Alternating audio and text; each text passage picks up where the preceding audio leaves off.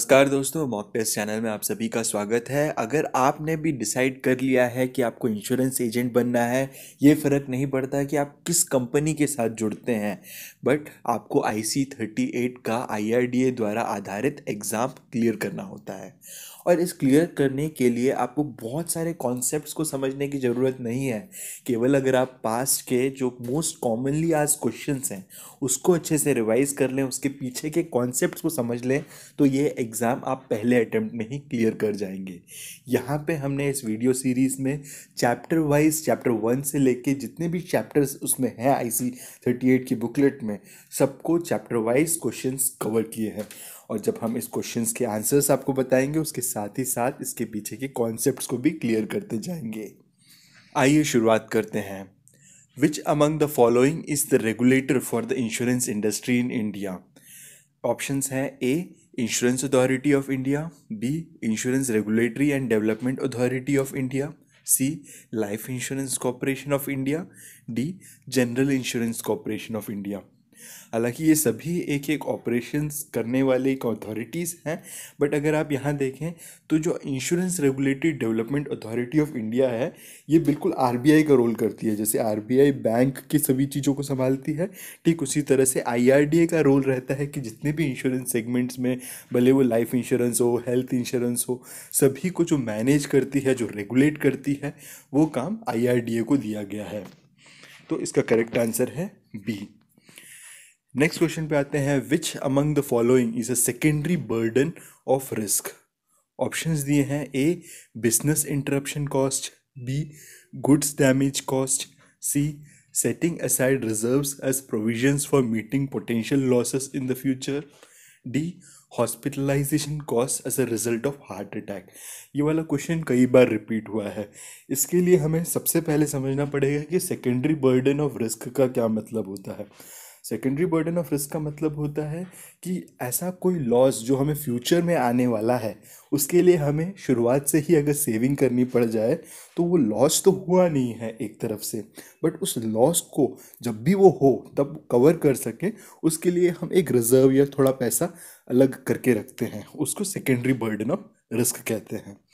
तो इन दिए हुए ऑप्शंस में आप देखेंगे बिजनेस इंटरप्शन कॉस्ट, ये मतलब ऑलरेडी बिजनेस इंटरप्ट हो चुका है। Good damage cost, already damage हो चुका है। But C setting aside reserves as a provision for meeting potential losses in the future, मतलब फ्यूचर में होने वाले लॉस के लिए हम अभी से अगर साइड करके, जैसे हम लोग भी सजेस्ट करते हैं कि इमरजेंसी फंड का होना ज़रूरी है, कि कल अगर कोई ऐसी स्थिति आ जाए तो हमें म्यूचुअल फंड ना तोड़ना पड़ जाए, या कोई और जगह अगर इन्वेस्ट कर रखा है वहाँ का इन्वेस्टमेंट ना ब्रेक करना पड़ जाए, तो ठीक उसी तरह से होता है secondary burden of risk. Correct answer C, setting aside reserves as provisions for meeting potential losses in the future. Which among the following is a method of risk transfer? Risk को किस तरह के मेथड को use करके हम transfer कर सकते हैं अपने से किसी और को? A bank FD, B insurance, C equity shares, D real estate. Option A, C और डी तीनों ही इन्वेस्टमेंट के एक एक जरिए हैं, बट इंश्योरेंस एकमात्र ऐसा साधन है जहाँ पे हमारे लाइफ में होने वाले रिस्क से जो भी अमाउंट है वो ले सकता है हमारा नॉमिनी। तो एक तरफ से हमारे लाइफ का जो रिस्क है, हमने अपने से हटा के इंश्योरेंस कंपनी पे डाल दिया कि अगर कल हमें कुछ हो जाता है तो हमें इंश्योरेंस का पैसा दे देना। तो इसका करेक्ट आंसर है B, insurance. Next, which among the following scenarios warrants insurance? इनमें से कौन से सिनेरियो में इंश्योरेंस की सबसे ज़्यादा ज़रूरत है, ये सवाल है। A the sole bread winner of a family might die untimely, B a person may lose his wallet, C stock prices may fall drastically, D a house may lose value due to natural wear and tear. हालांकि ये सभी चीज़ें होती हैं, किसी का wallet loose हो जाता है, स्टॉक प्राइसेस में गिरावट आती है, ये सब चीज़ें आमतौर पे होती रहती हैं। बट सबसे ज़्यादा प्रभाव तब पड़ता है जब घर का जो मेन सदस्य होता है, जो इनकम लेके आता है, इसे हम कहते हैं सोल ब्रेड विनर, अगर उनकी अनटाइमली डेथ हो जाती है तो सबसे ज़्यादा फैमिली को प्रभाव पड़ता है। तो ऑप्शन ए इसका करेक्ट है, the sole bread winner of a family might die untimely. Next, which of the below insurance scheme is run by an insurer not sponsored by the government? A employ state insurance, B crop insurance scheme, C Jan Arogya, D all of the above. इसका correct answer है C Jan Arogya. Next question पे आते हैं। Risk transfer through risk pooling is called. Options दिए हैं यहाँ पे, saving, B investment, C insurance, D risk mitigation. आपको समझना है कि रिस्क ट्रांसफ़र, ये हमने पहले भी ये वाला शब्द यूज़ किया था जब भी हम इंश्योरेंस का जिक्र कर रहे थे, और रिस्क पूलिंग हो सकता है आपके लिए एक नया वर्ड हो।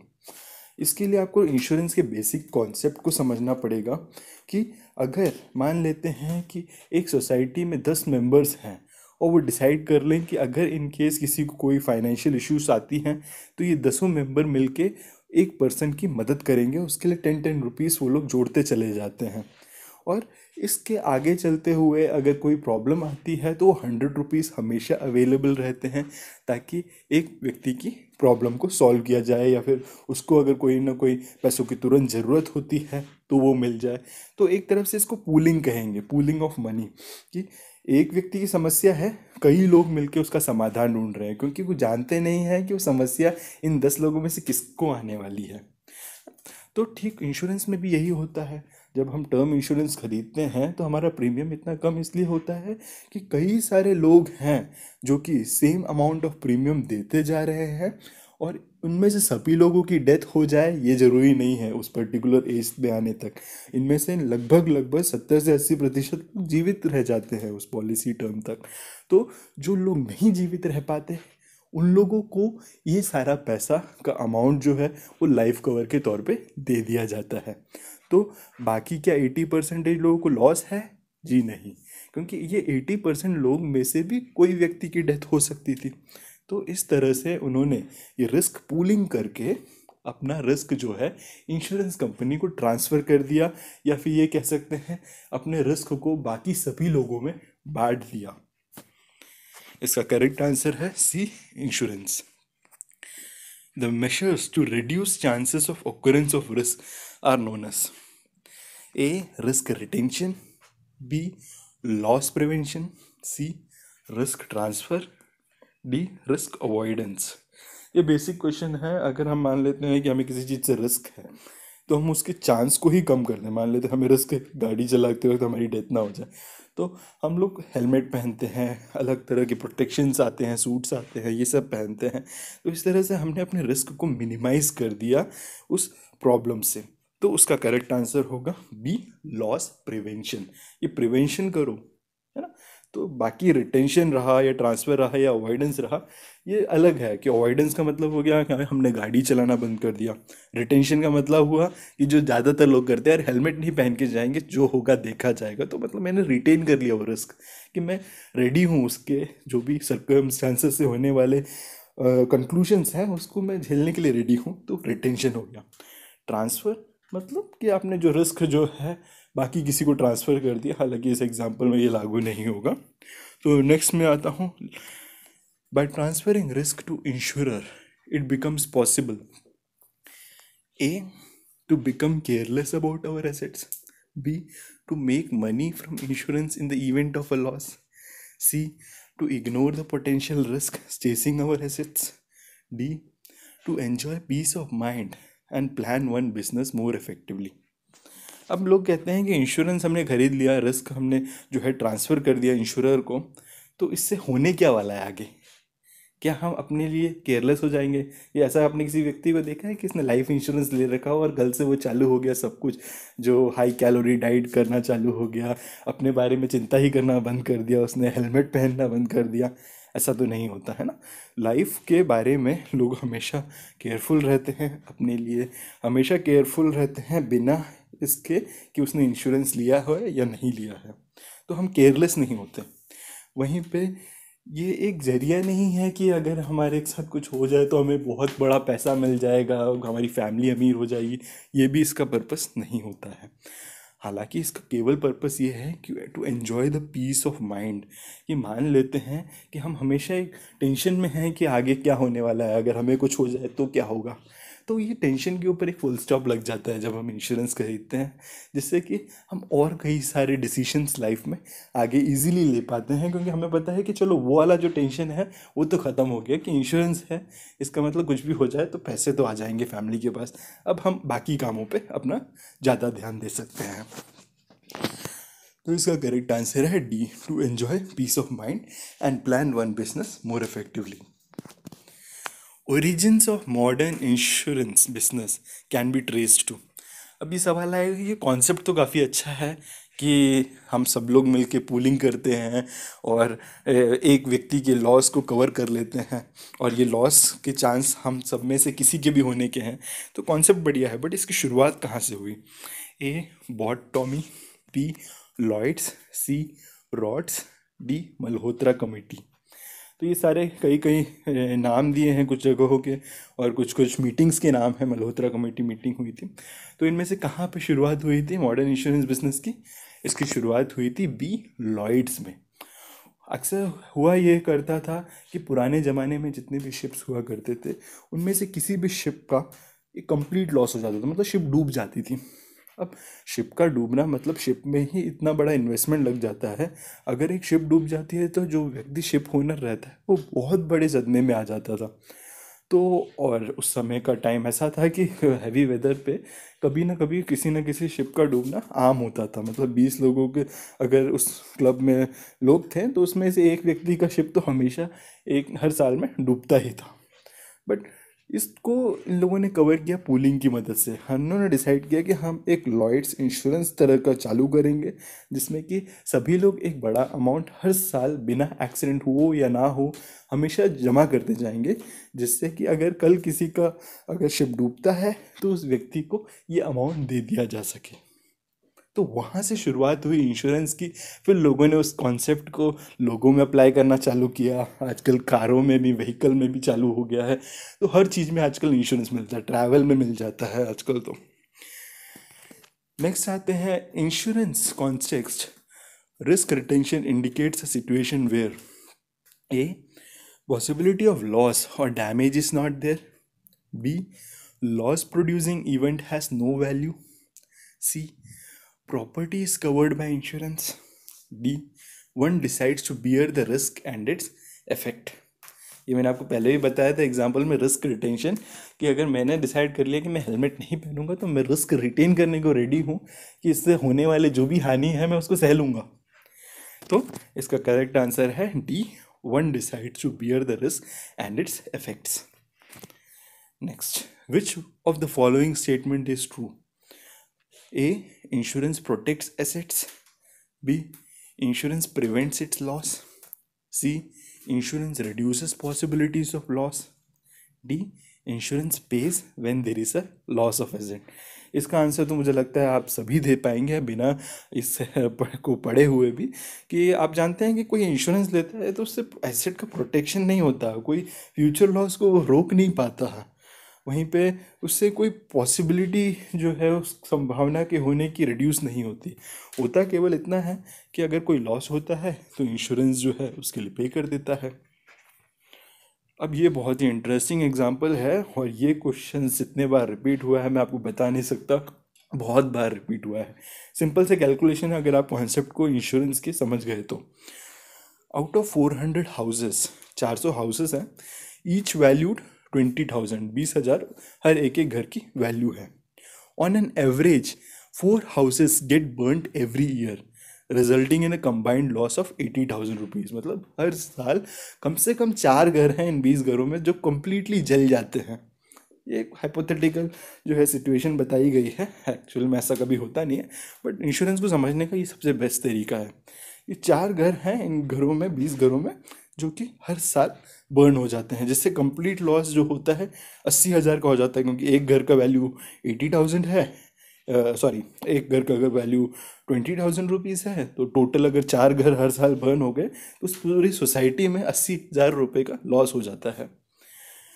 What should be the annual contribution of each house owner to make good for this loss?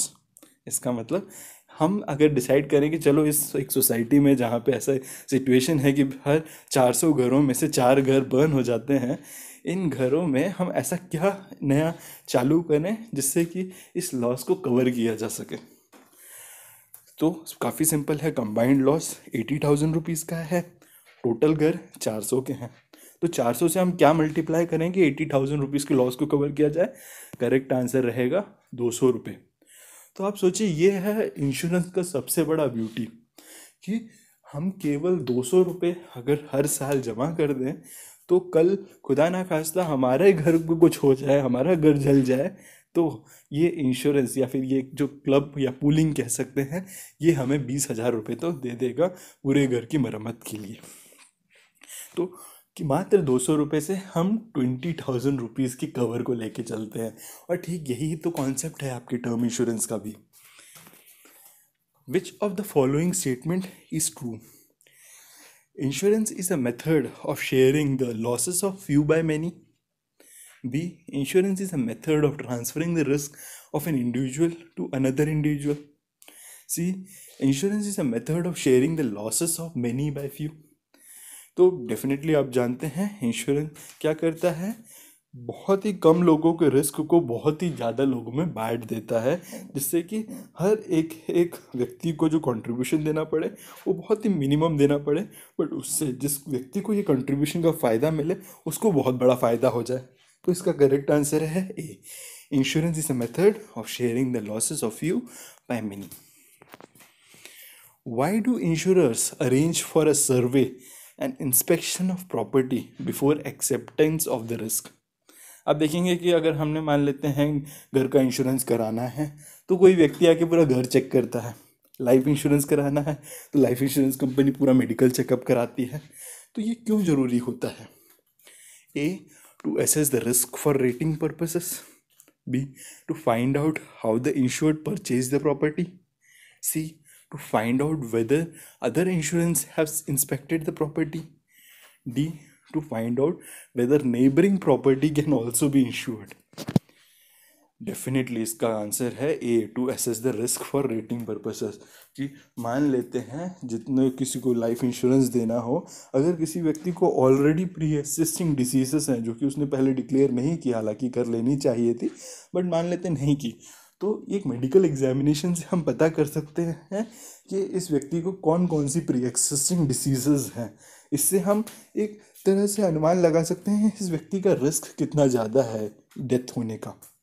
तो अगर किसी को कोई कैंसर जैसी बीमारी है या कोई उससे भी खतरनाक बीमारी है तो उनका रिस्क बाकी लोगों से थोड़ा ज़्यादा रहता है।